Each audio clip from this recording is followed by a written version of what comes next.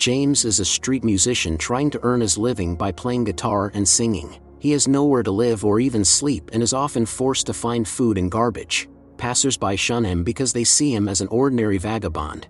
But that's not James' biggest problem.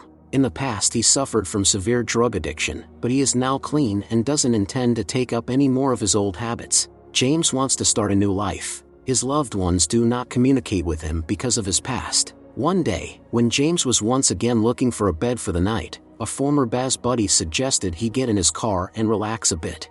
James tries to give up the illegal substances, but eventually gives up. He didn't know they were sitting in someone else's car, and they were discovered the next morning by the owner of the car. Baz managed to escape, but James could not be awakened. He overdosed. James woke up in the hospital. His attending physician, Val, informed him that he was barely dragged from the dead.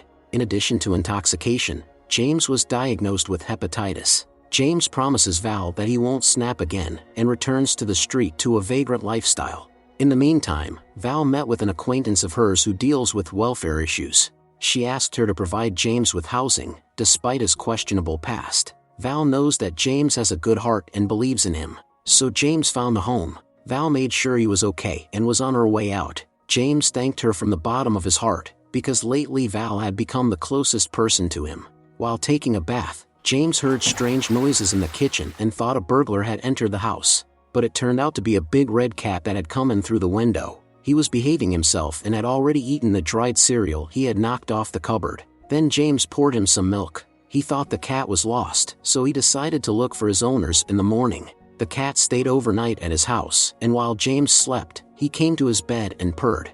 In the morning, James tried to find out from the neighbors if anyone had lost the red-haired cat, but the owners were never found. Thinking that someone is looking for a pet, James let him go. During the day he continued to play his guitar for passers-by and at one point noticed his father with his new wife. James tried to talk to his father and offered to spend Christmas together, but he only brushed him off by slipping him some money. Finally, he said they could meet some other time, maybe on New Year's Eve. At the door, James found the cat again, this time injured. He noticed a strange-looking neighbor who walks her dogs every day and asked if she knew the cat's owners. The neighbor, named Betty, invited James into the house and offered to help. She gave him a business card for a vet clinic where you can get a free doctor's consultation and where she sometimes helps. Betty said the cat wanted to be named Bob. It also turned out that the girl was severely allergic to animals. James thanked her for her help and went with Bob to the clinic, where there was a huge line. He had to wait until the evening, but eventually Bob was helped. However, James had to spend the last of his money on medicine and missed Val's appointment.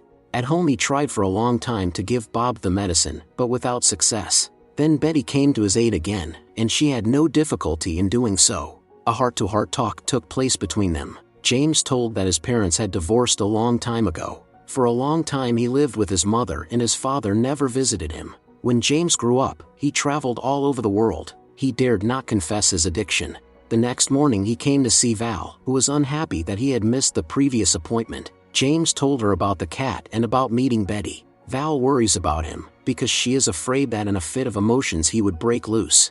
Soon James visited the vet clinic again, where Bob was given all the treatments he needed. James thinks about finding good owners for Bob who can really take care of him. In the meantime, Bob lives with him, and James begins to feel that he has made a real friend.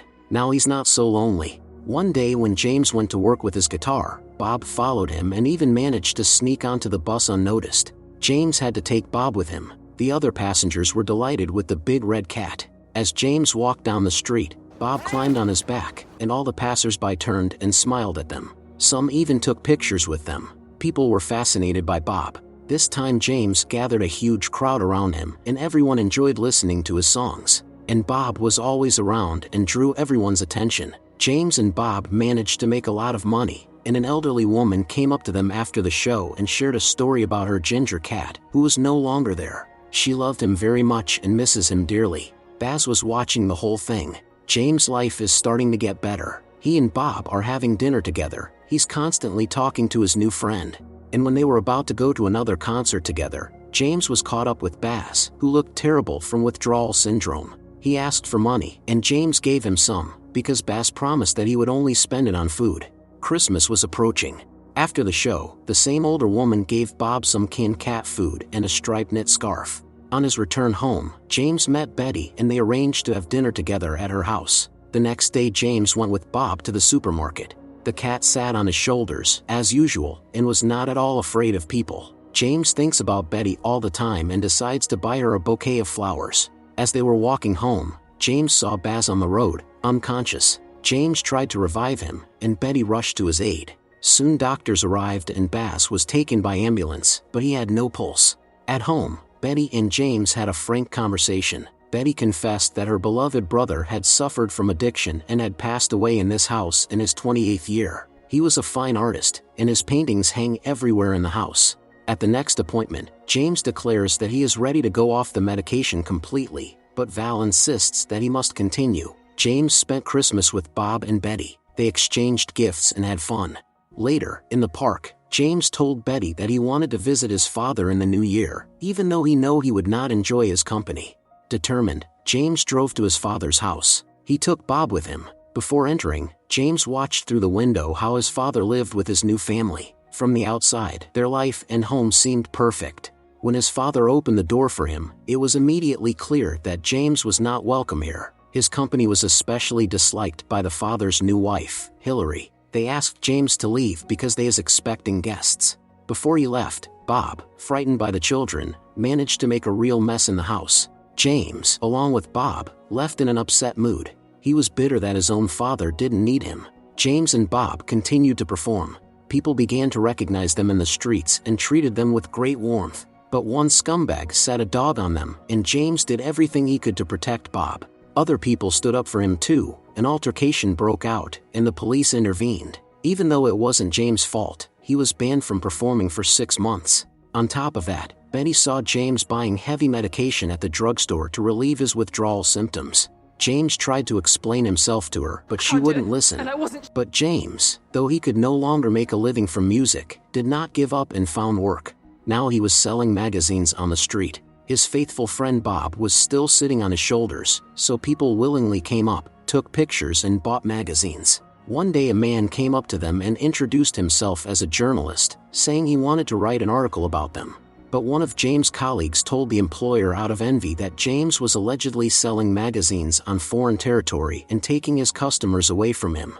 For this James was suspended for a month, and again he was left without a livelihood. One day he tried to talk to Betty, but she was still very upset. James and Bob had nothing to eat. They even had to go to places that served hot lunches to the homeless. Eventually James began to perform in inconspicuous places, but Betty noticed him and yelled at, for James could have been arrested at any moment. He tried again to explain himself to his friend, but she left. James, as an exception, did get his job back. One day a woman with a child came up to them and said she wanted to buy a cat, to which James told her he didn't sell friends. While they were arguing, Bob was chased by a dog. James chased after him, but soon lost sight of Bob. He looked for him all night, but was forced to go home alone. James couldn't sleep and was very worried about his friend. At his next doctor's appointment, he cannot calm down.